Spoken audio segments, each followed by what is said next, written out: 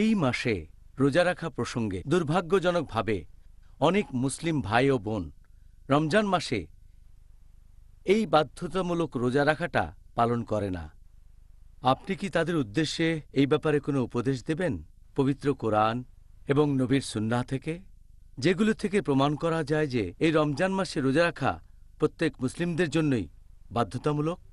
পবিত্র কোরআনে অনেক আয়াত আছে, এছাড়া অনেক হাদিসও আছে, সেখানে স্পষ্ট করে বলা হয়েছে যে এটা ফরজ।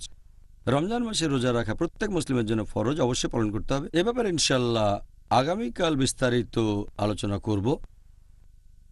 আল্লাহ সুবহানাহু ওয়া তাআলা পবিত্র কোরআনে বলেছেন, সূরা বাকারা অধ্যায় নম্বর 2 আয়াত 183, ইয়া আইয়ুহাল্লাযিনা আমানু, হে মুমিনগণ, কুতিবা আলাইকুমুস সিয়াম কামা কুতিবা আলাল্লাযিনা মিন ক্বাবলিকুম লাআল্লাকুম তাত্তাকুন। যার অর্থ, হে মুমিনগণ, তোমাদের জন্য সিয়ামের বিধান করা হয়েছে যেমন করে এই বিধান দেওয়া হয়েছিল তোমাদের পূর্ববর্তীগণকে, যাতে করে আত্মসংযম শিখতে পারো। এখানে যে আরবি শব্দটা আছে সেটা কুতিবা, মানে বিধান করে দেয়া, নির্দিষ্ট করে দেয়া।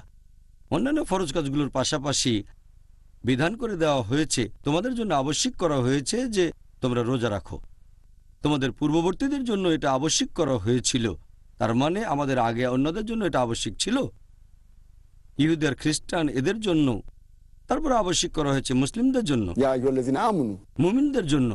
এছাড়াও বলা হয়েছে 1 নম্বর এটা তোমাদের জন্য আবশ্যক, 2 নম্বর তোমাদের আগে যারা ছিল তাদের জন্য, 3 নম্বর পয়েন্ট লাআল্লাকুম তাত্তাকুন, তোমরা যাতে শিখতে পারো আত্মসংযম। এই আরবি শব্দ তাত্তাকুন এর মূল শব্দটা ওয়াকাহ। তাকওয়া শব্দটা ওয়াকা থেকে এসেছে, যার মানে হচ্ছে আপনি আল্লাহ তাআলার শাস্তিকে ভয় পাবেন।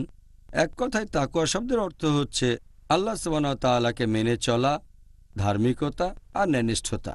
এখানে আল্লাহ বলেছেন তোমাদের জন্য রোজার বিধান দেওয়া হয়েছে যাতে করে তোমরা শিখতে পারো আত্মসংযম, যাতে শিখতে পারো তাকওয়া, যাতে তাকওয়া বৃদ্ধি করতে পারো আল্লাহকে মেনে চলায়, ন্যায়নিষ্ঠতায়, ধার্মিকতায়।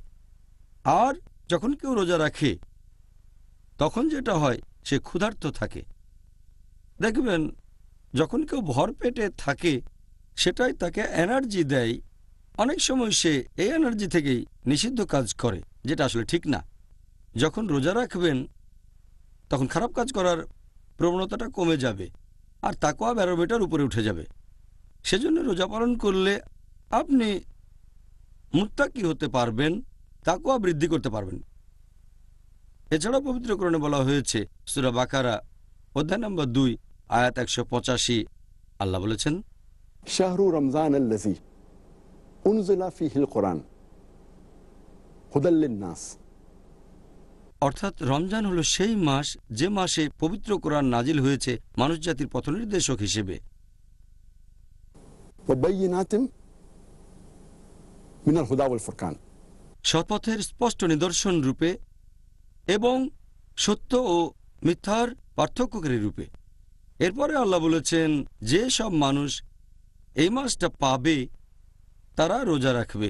তার মানে এটা ফরজ। আপনি মুসলিম, যদি রমজান মাস আসে আপনি রোজা রাখবেন। কিছু ব্যতিক্রম আছে, যদি অসুস্থ থাকেন, যদি ভ্রমণ করেন তাহলে অন্য সময় রাখতে পারেন, ইত্যাদি ইত্যাদি। এখন এই আয়াতটা বলছে রমজান মাসে রোজা রাখাটা প্রত্যেক মুসলিমের জন্য ফরজ। কিছু ব্যতিক্রম আছে। এছাড়াও অনেকগুলো সহিহ হাদিস আছে যেগুলো বলছে রমজান মাসে রোজা রাখা মুসলিমদের জন্য ফরজ। আমি একটা হাদিসের উদাহরণ দিচ্ছি। আমাদের প্রিয় নবী সাল্লাল্লাহু আলাইহি সাল্লাম বলেছেন, এটা আছে সহিহ বুখারী খণ্ড নম্বর 1 বুক অব ঈমান হাদিস নম্বর 8।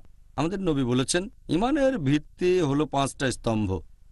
প্রথমটা হলো লা ইলাহা ইল্লাল্লাহ মুহাম্মাদুর রাসূলুল্লাহ, আল্লাহ ছাড়া কোনো উপাস্য নেই আর নবী মুহাম্মদ সাল্লাল্লাহু আলাইহি ওয়াসাল্লাম আল্লাহর প্রেরিত রাসূল। দ্বিতীয়টা হচ্ছে সালাত কায়েম করা, নামাজ আদায় করা। তৃতীয় হলো যাকাত দেয়া, গরিবদের জন্য দান করা। চতুর্থ হলো হজ পালন করা, পবিত্র শহর মক্কায় গিয়ে হজ করা। আর পঞ্চমটা হচ্ছে সাওম পালন করা, অর্থাৎ রোজা রাখা। তাহলে নবী সাল্লাল্লাহু আলাইহি ওয়াসাল্লামের এই হাদিস সহিহ বুখারী খণ্ড নম্বর 1 বুক অব ঈমান হাদিস নাম্বার 8, এখানে বলা হয়েছে যে রোজা হচ্ছে ইসলামের একটা স্তম্ভ। শুধু ফরজই নয়, ইসলাম ধর্মের মূল বিশ্বাসের একটা স্তম্ভ। এটা ইসলামের সবচেয়ে গুরুত্বপূর্ণ যে 5টা কাজ তার মধ্যে রোজা একটা। তাহলে এখান থেকেই আমরা বুঝতে পারছি সব মুসলিমের জন্যই রোজা রাখা ফরজ।